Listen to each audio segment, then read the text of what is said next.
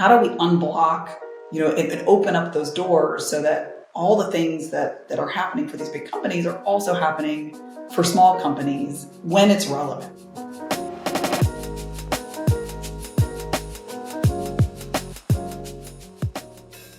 Today I speak with the CEO of Hello Alice, Carolyn Rodz, on supporting and growing small businesses. We talk about why so-called SMBs are so important to our economy, the disparity that Black, Latino, and women founders have in receiving more funding, and a whole bunch of other really important topics about our economy. It's a great conversation, and for those looking forward to my weekly check-in with Editor-in-Chief Marty Beckerman, he's on assignment this week, and he'll be back next episode.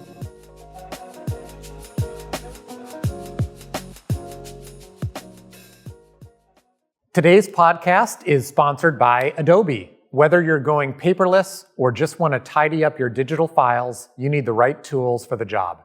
When it comes to document management, there's no bigger name than Adobe, and that's for good reason. Adobe Acrobat, which I use all the time, makes it easy to create, edit, share, scan, and sign digital documents all in one centralized place. Whether you're sending an invoice or proposing a contract to be signed, Adobe makes it as simple as the click of a button. Never search frantically through your computer for that important document again. I've done that before. See why businesses trust Adobe Acrobat with billions of documents each year when you sign up for a 7-day free trial.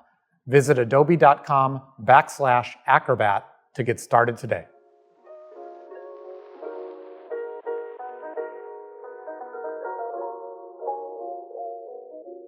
Hi, Carolyn. How are you? Good to see you. Doing great. Thanks. Thanks for being on the podcast today. So we're going to talk about small businesses and small business growth today. And before we get into what your company does, let's set the stage by talking about small business. How do you define that term? Like, what's the size of a small business in your mind? And then also, if you can provide like some general kind of state of the union, how many of them are in the U.S., the importance to our economy, how many start every year, et cetera.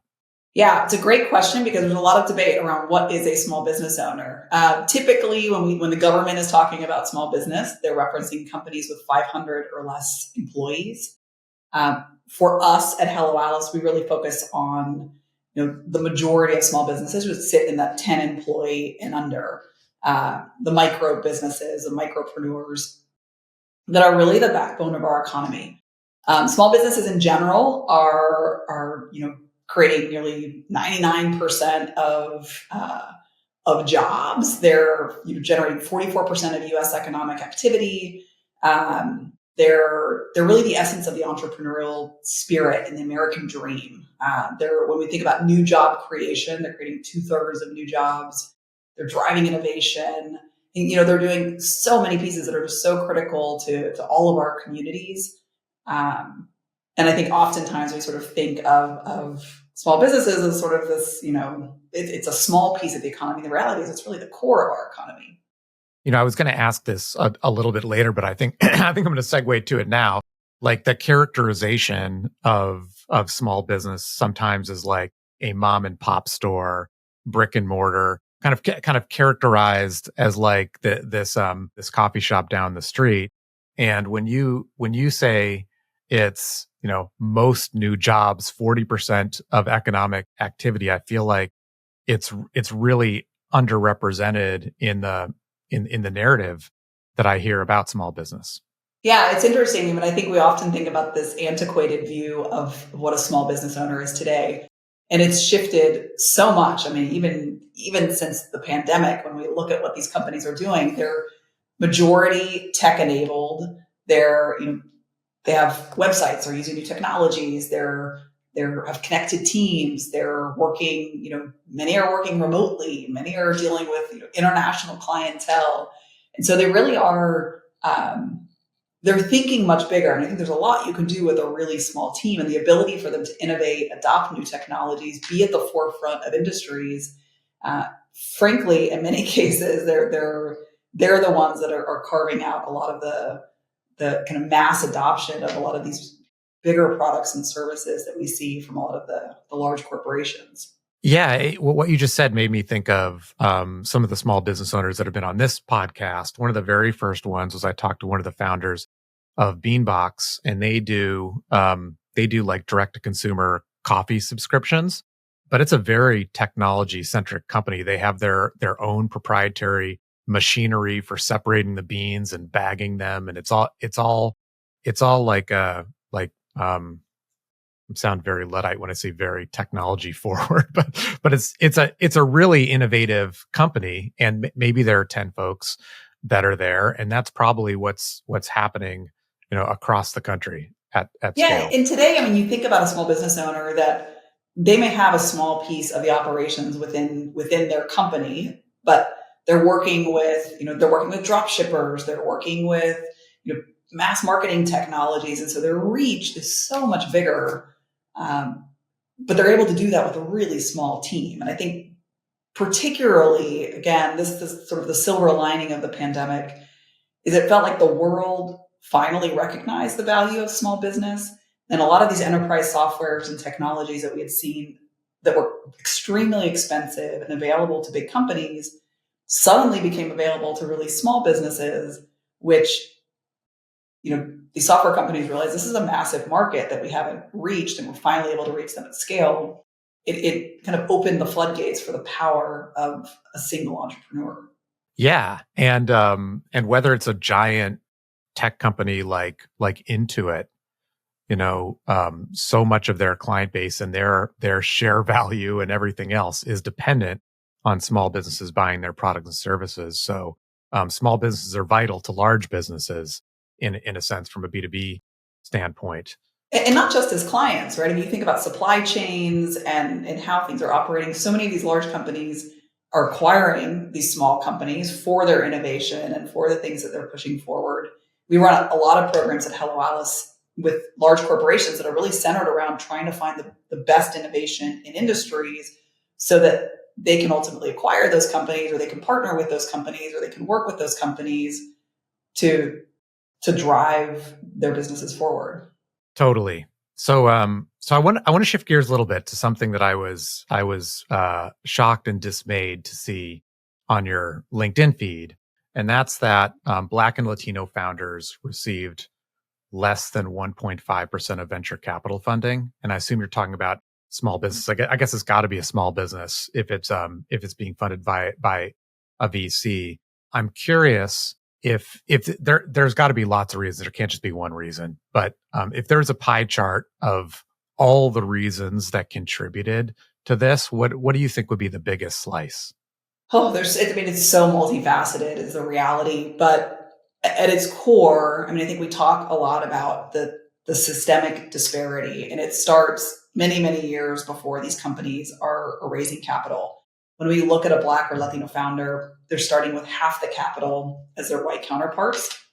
Um, and so you imagine that if two companies are starting on day one and one has half the capital, all of a sudden that white-owned business is able to hire an employee faster. They're able to invest in technologies earlier. They're able to get traction in those early days that the Black and Latino founder, frankly, can't afford to invest in. And so the gap widens just a little bit. It doesn't widen a ton. But then that white business owner is able to go tap into their network. They're able to go call their peers. They're able to call on friends and family who also have more capital. Now they have investment. Now that gap widens a little bit more. And so over time, you start to see the gap for these businesses actually widen. There's a huge drop off in terms of funding that happens at that seed stage, that when you get to the Series C, Series D, you go further down the line, it's pretty massive. And we see the same with women-owned businesses. It really is kind of where the money sits. When we look at who these venture capitalists are, it's not the women or the Blacks or the Latinos. It is predominantly white and male. And that's not to say, look, the path is very difficult for many white males as well. I mean, you think about where you grew up and the community and network, it may be identical to that of a Black or Latino or female founder. But in general, when we speak holistically about where the money sits at a macro level, it sits predominantly in a male and white community. What percentage of new businesses are being started by Black and Latino owners? Do you know They're that? the fastest growing segments of entrepreneurs, particularly with like a Black female entrepreneurs. It's the fastest growing group. I'd have to check on the exact percentages of what that is on the overall mix. But when we think about, where the innovation is coming from, there's a lot happening across the board. And then when you start to look at the shift in funding, it's pretty significant. So when we think about programs now that are largely under question in terms of where can capital flow, what freedoms does the private sector have to target capital for Blacks or for Latinos or for any demographic, you start to wonder if those programs go away, how do we ever close that gap? There's a ton of research that shows that without dedicated programs that are earmarked for certain groups, we're never going to close the path because the gap is actually widening versus closing. If we loop back to what we said at the beginning, that small business growth is vital to the economy, vital to every company's growth, then it's incumbent upon everyone to make sure the fastest growing segment of that small business is successful. In small business, it's the most trusted voice in America. It's one of the very few bipartisan issues remaining in the world because everybody recognizes that when small business succeeds, communities succeed. Nobody wants crime. Nobody wants homelessness. Nobody wants, depression and mental health. Nobody wants these things. Like the reality is we all want the same things at the end of the day. That depends on healthy communities, and healthy communities depend on healthy small businesses. And so we spend a lot of time just trying to help all companies say, these are the elements of what it means to be a healthy business. Here's what's required from the ecosystem to enable healthy businesses. And how do we pull those things together in a really scalable and effective way to drive more healthy businesses? Because it's in all of our best interests. Absolutely. And Carolyn, you're not just passionate about this, you're also founder and CEO of Hello Alice. And so maybe tell the listeners the mission of the organization, what you do, and then a little bit of an origin story for how it all got started. Sure. So Hello Alice is a digital platform. It's free for all business owners to tap into. We support about 1.5 million small business owners today, and largely with the mission of helping them measure and improve the health of their business. They come in, they get a score, tells them how healthy their business is, and then based on that, they're given a path to improvement. That includes challenges that they can take. It includes accelerators. It includes communities that they can be supported with. We've deployed nearly $40 million in grants to small business owners. We have a lending marketplace, a credit card that helps open opportunities, all with the goal of saying the harder you work to build a healthy business, we're going to go out there and advocate across the ecosystem to open doors to opportunities, because we know healthier businesses get more access to capital, to connections, and to opportunities. And this is a really simple platform to aggregate that effort. Yeah, that makes sense. Knowing a little bit about venture funding, some and types of funding, companies' metrics are put into kind of like a formula. And so I imagine I was going to ask about the financial assessment that happens that anyone can do on Hello Alice, but is it designed to sort of help someone understand where they are on target to get help or to get outside resources? Exactly. And sometimes it's really basic things, right? It's helping them figure out, I always think it's interesting when we talk about who's going to get funding or who's going to get a bank loan or who's going to get venture capital. Everyone, we kind of say these blanket statements like, to get venture capital, you need to show hockey stick growth. What does hockey stick growth even mean? Like, what does that mean for my business? What does that mean for my path to grow? And so our goal is to say, look, these are the practices that help you get there. These are the practices that actually help you get hockey stick growth.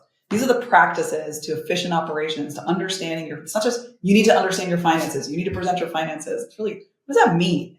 You need to review your budget, at least quarterly. You need to make sure that you're setting measurable goals. You need to make sure that that you have organized financial statements and your business finances are separated between your personal finances and your business finances. It's really simple practices at the end of the day, but healthy entrepreneurs take these actions and take these steps.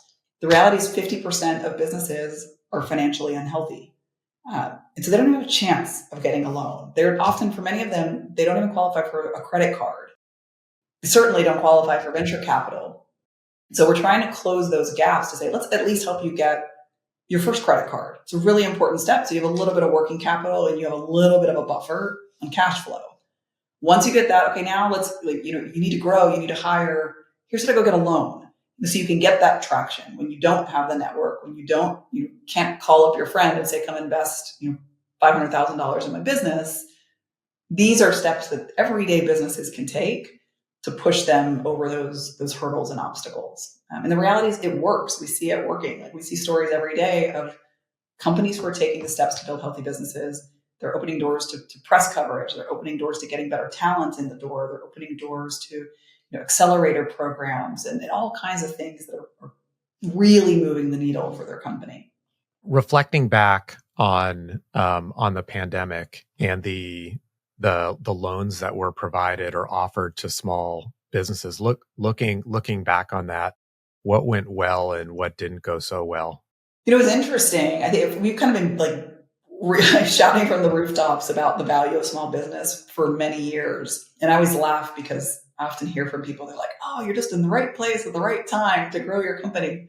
I'm like, we've always been here. We've been here at the wrong time. We've been here at the right time. We've always been here. But the pandemic highlighted how many inefficiencies exist in this ecosystem. You asked earlier about our origin story. It was really where necessity intersected with innovation. I was a small business owner, starting my first company after leaving investment banking. And I saw the difference between the investment banking clients we served and the service they got and the access they got and the access that I was now receiving as a small business owner, as a solopreneur at the time. It was night and day. I would call my banker and they didn't give me any information. They didn't, they look at a chart. They didn't know anything about my business. I got no guidance. I didn't have access to the networks and communities. I mean, I'm now a member of YPO. A solopreneur can't have access to that. You don't qualify for it. The reality is most of my connections and network comes through that organization. It comes through the circles that I operate in.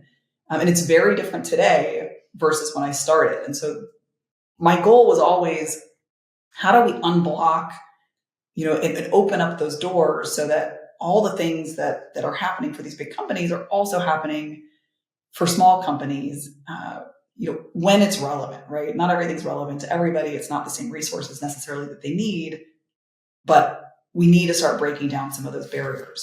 And when we look at the pandemic specifically, like the PPP program was a great example of large companies that still sort of technically fit into the small business category, or many that even didn't, getting early access to those resources before small business owners did. I was talking to my husband, who at the time was working for a very large company in their financial department. He knew about PPP before we did.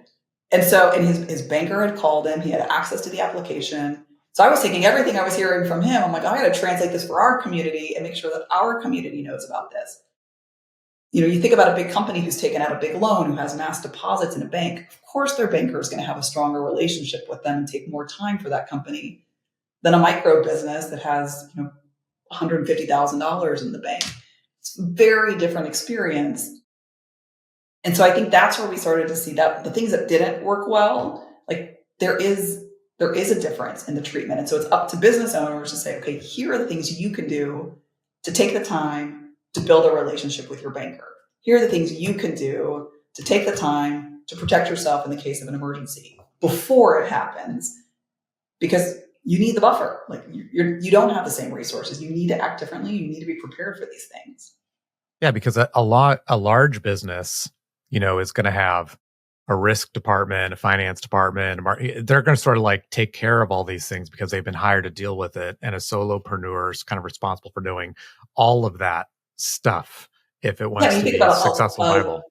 Lawsuit or a hurricane or whatever it is, even an employee turnover, those things impact a small business in such a different way. So the more that we can help people prepare for that, the more resilient they are. So I'm curious, what are you focused on this year in 2024? What constitutes success or the next milestone for Hello Alice? I think I have the best job on the planet because my business is, Nice. is fully aligned with our mission. And so I think so many companies are like, here's the impact we want to have and the difference we want to make. At the end of the day, if small business owners don't succeed, we don't succeed as a business. It's not just a mission and a nice to have. It's a must have, and it's woven into the fabric of everything we do at Hello Alice. So success for us looks like the improvement in the business health of small business owners. And we track that every day. It's what we're holding our team accountable to. When they're successful, it ultimately supports our bottom line and it supports their bottom line. And it supports the bottom line of the enterprise partners we work with. So it's a win-win. It's what everybody needs, what everybody is working towards. And then the other piece is, I'm really excited to think about, and we're spending a lot of time thinking through just the future of technology. I think AI has impacted everybody. We're certainly very focused on it, not only for us as a business, but what does that mean for our small business owners and how they're operating and preparing for the future.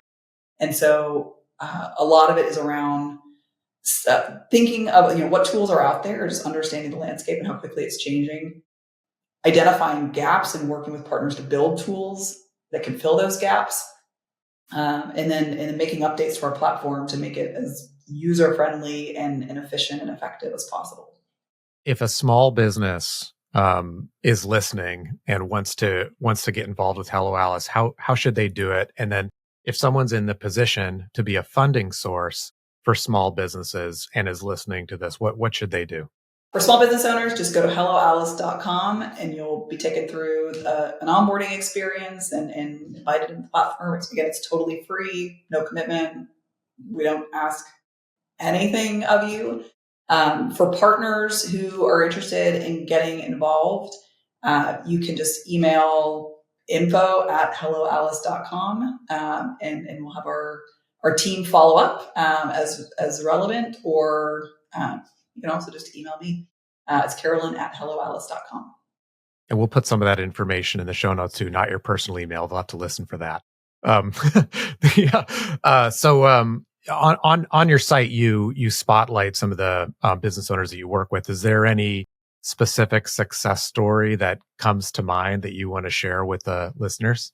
So many. The businesses that really inspire me are ones that I think, and maybe it's from my own background too, I think ones that really weave impact into the essence of what they do. I think companies like Rising Tide is a car wash in Parkland, Florida. They hire employees with autism. I had the opportunity to go visit them, and I think it's one of those companies that has the absolute best service to go. You think about getting your car washed, and it's not a task that many of us look forward to, but their clients do. These employees genuinely love what they're doing. It's the best service. You get so many smiles while you're getting your car washed. You also get the best car wash that I've seen. It's a beautiful facility. I think those experiences where small business can, and it transforms a community, right? So you've got community who feels good about going to buy a service. They're actually willing to pay a premium because they feel like they're having a good impact on the community. They're able to take those funds, support a great community of employees, and it does something really good for Parkland as a whole. Another company that I love is Huckleberry Square, and they have it's a diner that's in Washington, and they have a wall where customers can go in and buy a meal for a homeless person. So they have a wall up on the thing where there's receipts, and a homeless person can come in and pick their meal based on what's been purchased and get a good meal for the night. Again, people are able to go there. They feel good about what they're doing. It's a really integral part of the community. They're helping to solve homelessness issues in their community, which makes it a better environment for everybody. And so I think those companies they're driving business through innovative ways to solve major problems that we have that you think about. Certainly there's government solutions, there's great nonprofits that are tackling these things, but when it's collaborated with small business, you can really see the needle move on multiple fronts. Yeah, it does feel like small businesses connect with people in their community in ways that no other business does. And I've been keep putting you on the spot, asking for examples of small businesses. I'll give you one that I'll give a shout out to. And then you can shout out any others that you want. This one, anyone in the US can buy. And it's a t-shirt company called Pickled Eggs. And what they do are t-shirts of just like bars that have closed in Seattle and a couple of other cities. And they're just the logos. And it's something that, I'm not in my 20s anymore. Plays I might have gone to in my 20s. Yeah, just a really cool idea. And that's just the type of stuff that I want and speaks to me. Any others that come to mind for you that anyone can buy, e-com or anything like that? Dr. Squatch is a great one. The soaps, I think they're super creative with their marketing. It's a great example of how to take a simple product like soap. There's a million soap competitors out there. They've done this great job of scaling their business in a really innovative way. And it's simple and authentic and a brand I think that really speaks to people. That's one that I love. I'm trying to think of some others that I love, so all these are like local. I'm trying to think of some online scalable ones. I See Me Bookstore is a really cool one, just a local bookstore with a lot of really diverse authors, but you can order online from them. Really neat kind of book discovery that's available for everybody. There's so many. We'll put these ideas in the show notes also if people are inspired to buy a book or to buy a t-shirt. Carolyn, thanks so much for joining me today. I really enjoyed talking to you. Well, thank you. I really enjoyed it as well. I'm happy to talk about small business any day of the week. Love it.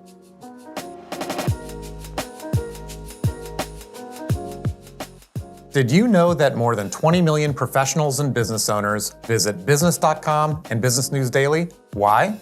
It's the best place for resources, advice, and information about how to grow your business. And if your goal is to reach our audience, you should become one of our lead partners, sponsor a section of the site, or sponsor even this podcast. Reach us at business.com/connect. That's business.com/connect.